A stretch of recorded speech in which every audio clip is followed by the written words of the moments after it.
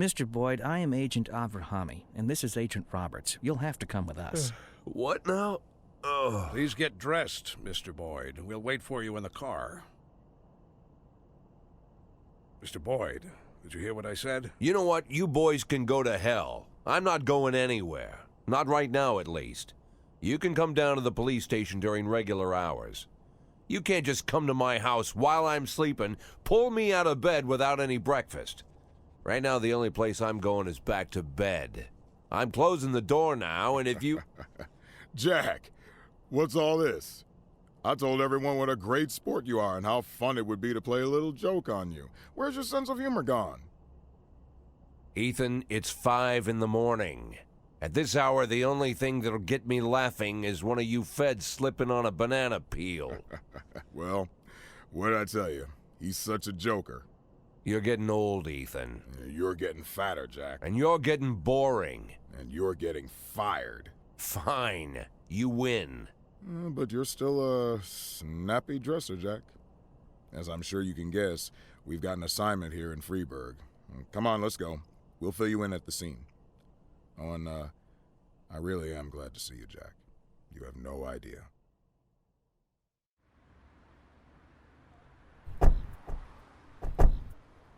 Meet Jack. And this is Agent Suresh, Agent Kumaro, Agent Ellis, and Agent Dixon. Jeez, how many men did you bring?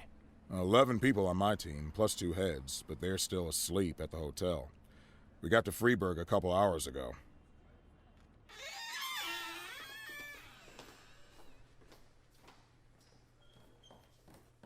Actually, I was asked not to communicate with the local police, at least until the press conference, but, well, you're a friend. And by the way, you're lucky you didn't have time for breakfast.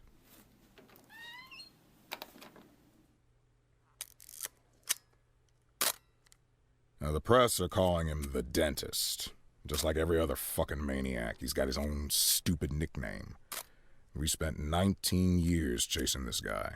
The M.O. is always the same. He kills young women in a small town, drops out of sight, and then reappears on the other end of the country with a fresh set of victims. He kills without hesitation, stuns the victim, then strangles her while she's unconscious. And that's when things get fun. He uses a power tool to remount the dead girl's mouth. For 5 years, we've heard nothing. That's the longest break he's ever taken.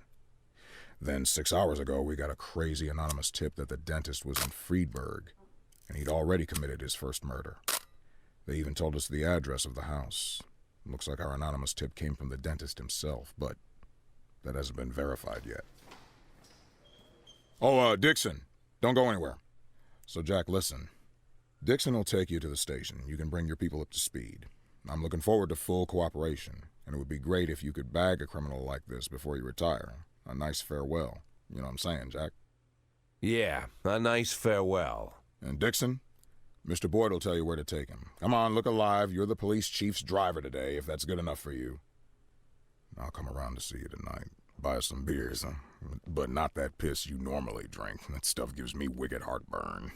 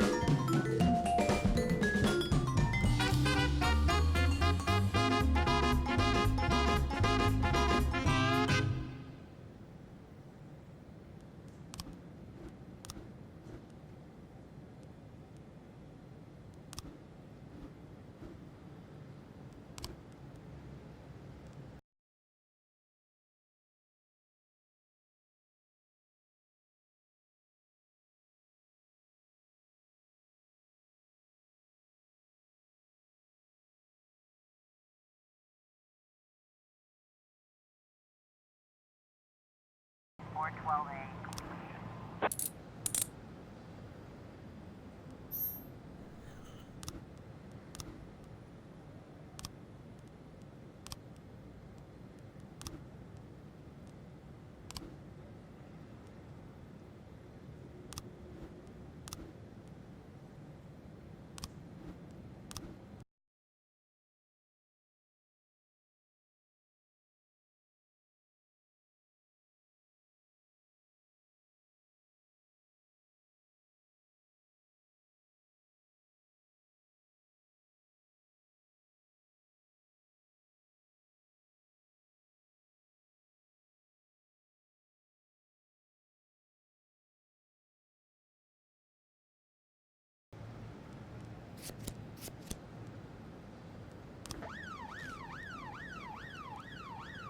Progress.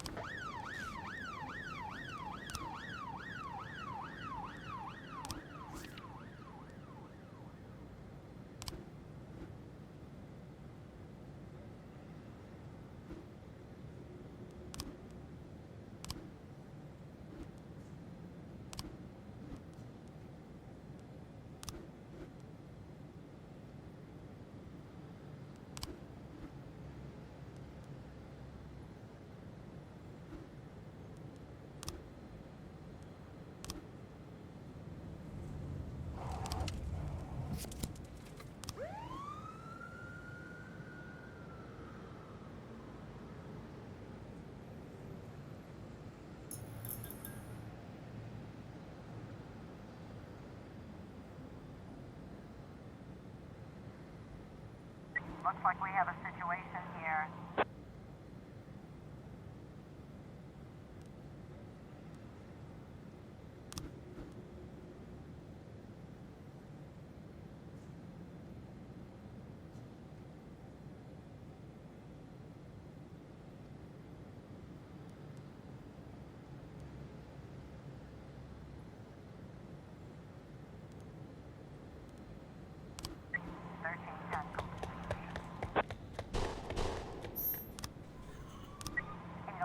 Officer on scene. Looks like we have a situation here.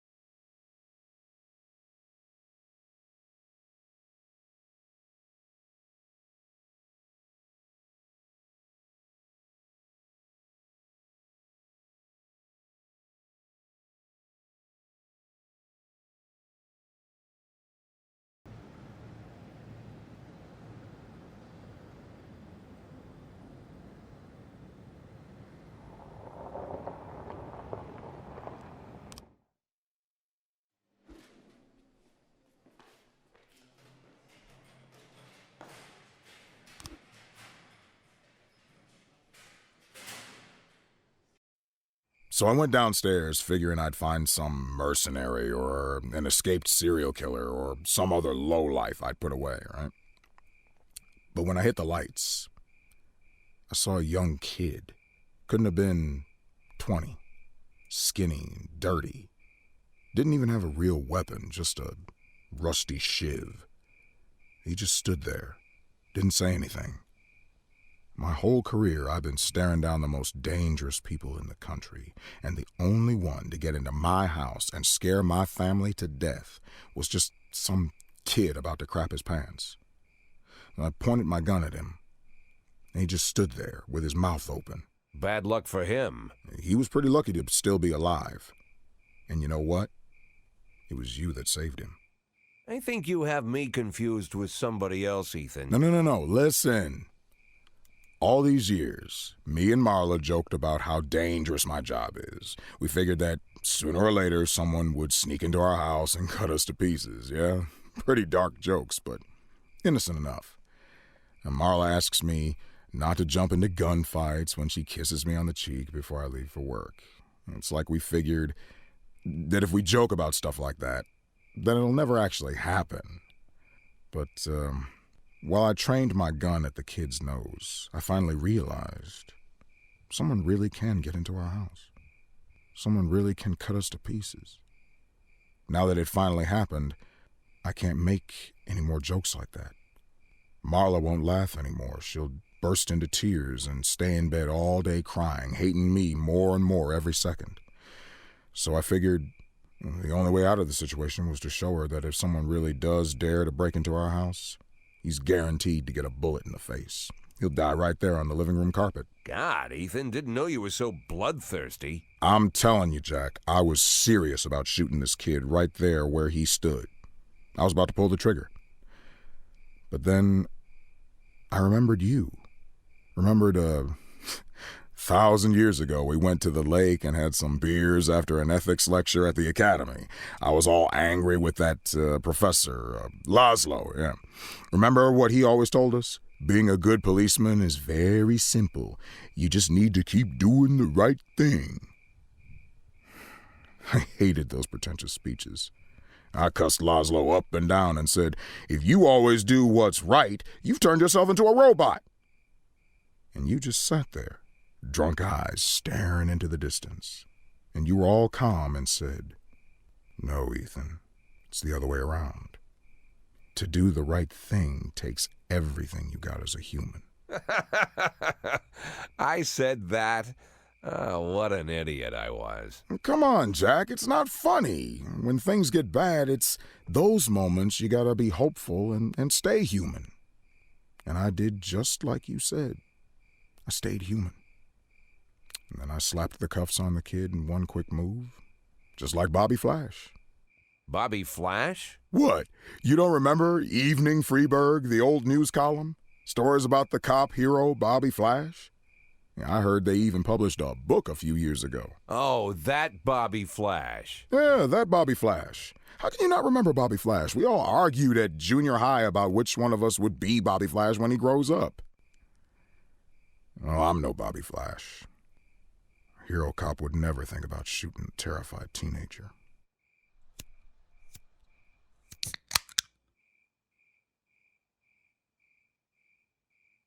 But wait a minute.